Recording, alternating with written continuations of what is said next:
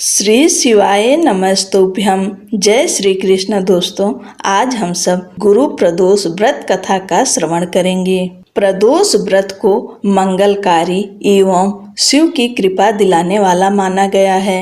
त्रयोदशी व्रत करने वाले को 100 गायें दान करने का फल प्राप्त होता है तथा यह सभी प्रकार के कष्ट और पापों को नष्ट करता है। इतना ही नहीं, गुरु प्रदोष व्रत शत्रुओं का विनाश करने वाला भी माना गया है। आप सभी को गुरु प्रदोष व्रत की हार्दिक शुभकामनाएं।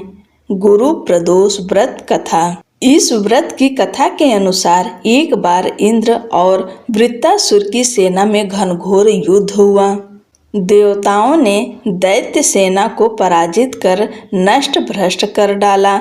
यह देख वृत्तासुर अत्यंत क्रोधित हो स्वयं युद्ध को उद्यत हुआ।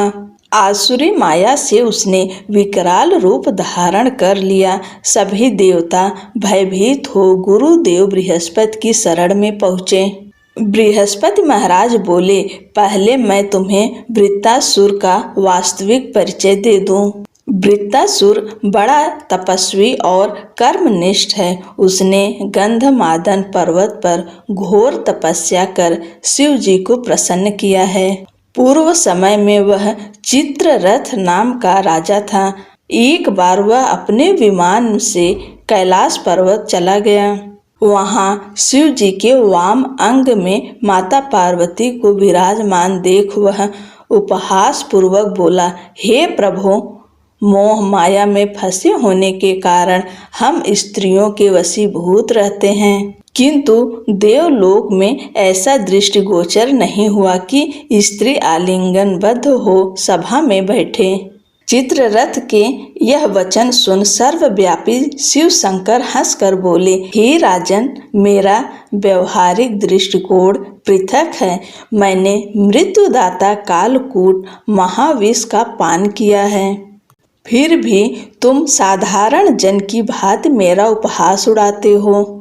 माता पार्वती क्रोधित हो चित्ररथ से संबोधित हुई, अरे दुष्ट, तूने सर्वव्यापी महेश्वर के साथ ही मेरा भी उपहास उड़ाया है। अतएव मैं तुझे वह शिक्षा दूंगी कि फिर तू ऐसे संतों के उपहास का दुस्साहस नहीं करेगा। अब तू दैत्य स्वरूप धारण कर विमान से नीचे गिर, मैं तुझे श्राप देती हूँ। जगदम्बा भवानी के अभिशाप से चित्ररथ राक्षस योनि को प्राप्त हुआ और त्वष्टा नामक ऋषि के श्रेष्ठ तप से उत्पन्न हो वृत्तासुर बना।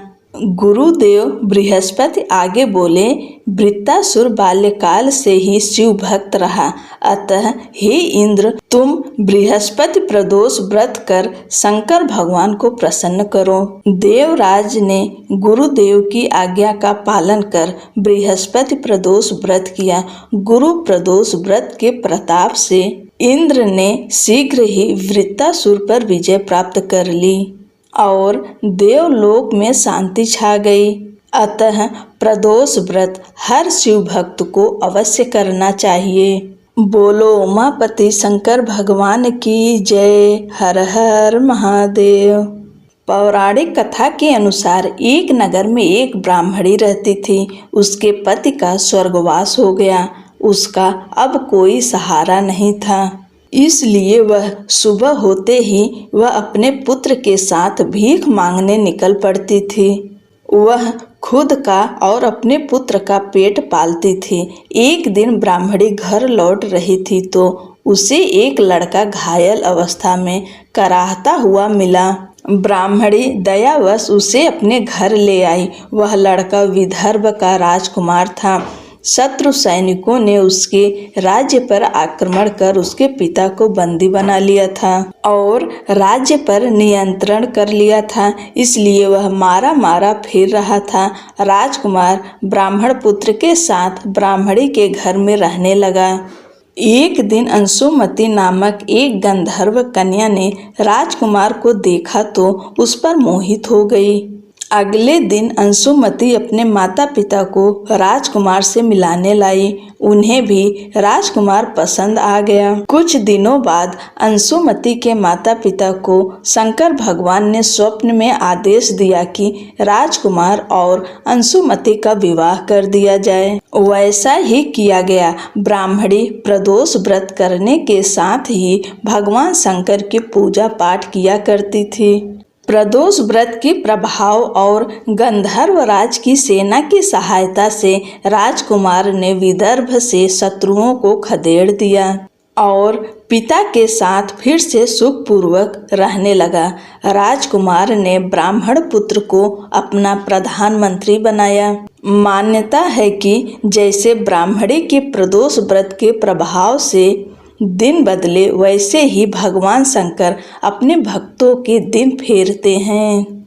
कहानी कहने और सुनने, हुंकारा भरने वाले के ऊपर भगवान शिव और माँ पार्वती अपनी कृपा, अपना आशीर्वाद बनाए रखें। पूरी कथा श्रवण करने के लिए आपका बहुत बहुत धन्यवाद। दोस्तों, चैनल को लाइक शेयर कर दीजिए, सब्सक्राइब करना ना भूलें। जय श्री कृष्ण। राधे राधे।